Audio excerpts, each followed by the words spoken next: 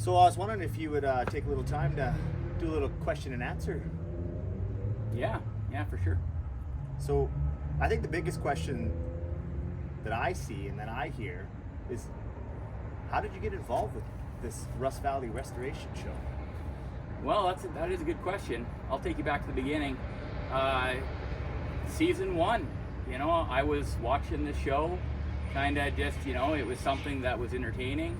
And I remember the day when I was sitting there and my kids were sitting around me and I said that I'll be on that show one day, and they kind of like, yeah, right, but I kind of had, I've always been a big dreamer.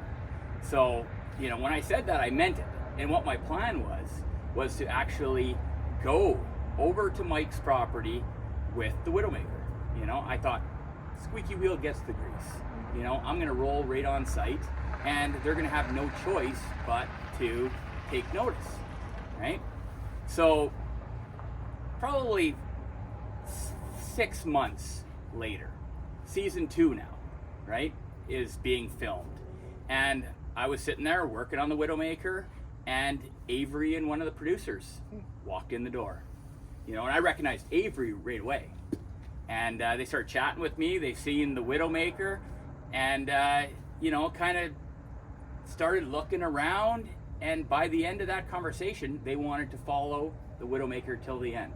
And I thought, holy crap, here we go. I've never been in front of a camera before in my life. I don't know how this is gonna be, but I'm game. So I started preparing myself at that point. And the rest, as they say, is history, I think. Like, we've had a good run. It was a lot of fun. We got to do a lot of cool things. Obviously, I finished a lot of really cool builds. But for me, it was more, I wanted to build out-of-the-box type vehicles. I didn't want to build similar vehicles to like Mike and JF. I wanted to be a standalone. I felt like we were the smallest shop. We'd only been in business for 2 years. So I had no employees the first year. When we were doing any filming at the shop, Avery would always be there, or Cassidy would always come over. So I had somebody to banter back and forth with, to talk to instead of just talking to myself and looking like a moron, I guess, So it was a lot of fun, and now here we are, season 5 has been filmed. It just hasn't aired yet, so we're looking forward to that coming out. I am hiding one vehicle that I haven't shared with anybody yet, keeping it on the down low, hoping for the day that they finally air season 5 so I can be free to, do some upgrades and make some videos with my last build that I did on the show. And really, who knows what the future brings. Could there be a season 6? Maybe, not really sure. But for now, I'm just enjoying, the fruits of my labor. I didn't really get to reap any rewards until after we were done filming with the show.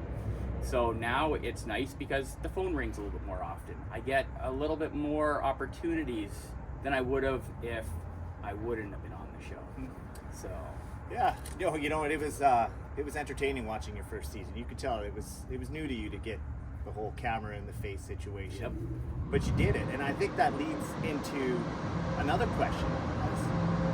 What's it like being part of a TV show? A lot of people say it's all set up, it could be fake, it could be this. I know you personally, so I know you put the hard work in. But what was it like being part of a TV show, like on a day-to-day, film-to-film kind of situation? Well, the first thing that comes to mind is I'd never worked so hard in my life. So we would definitely be filming 1 day a week at a minimum, and I had to stay in the shop till 10, 12 at night just to make enough progress in a week to be able to film again.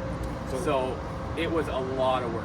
So you're explaining like deadline theory from you, a builder, versus a producer and a show sort of deal. Yeah, but again, they never came to me saying, you have to build these crazy custom cars.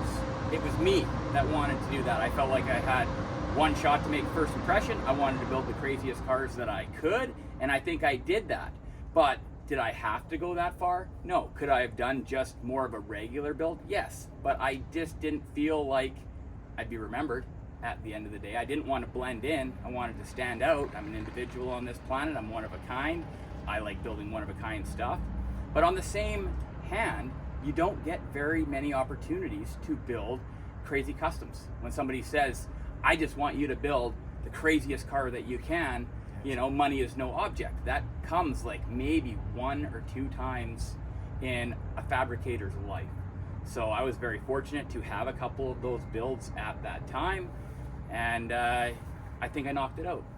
You did. You did some awesome builds. Like your first build, the Widowmaker, and that's what you were working on when the show really kind of picked you up to finish that. And that was a customer's build. Yep.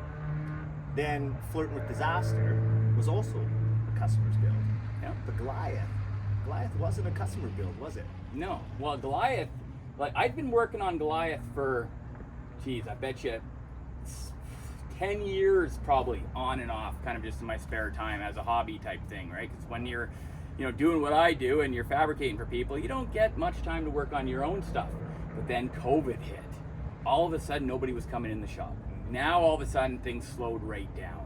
So I thought, well, okay, to keep this rolling, because we were filming again that year, but I just did not have anything like crazy cool. I thought, you know what, now's the time. I took out a loan and I built Goliath. And I'm glad that I did, because it gave me something that I could take to shows and show off my skills. But again, the Widowmaker, it was gone. You know, once the show aired, it was gone. It's on Vancouver Island now, and it's still to this day one of the best vehicles I ever built, and the one that I would like to have back the most. So there is still one more season to roll out, like you said, season 5, which you have a build in it. You can't talk about it, I get that. But if there's a season 6, do you have any kind of wicked ideas in that Dub's mind of yours of building something else? Well, yeah, I got lots of ideas, but it's a matter of I can't just build on my own budget. So I really, you know, would be trying to look for another paying customer that wants something just out of this world and has faith in me to make that happen. So that would be what I would be going for.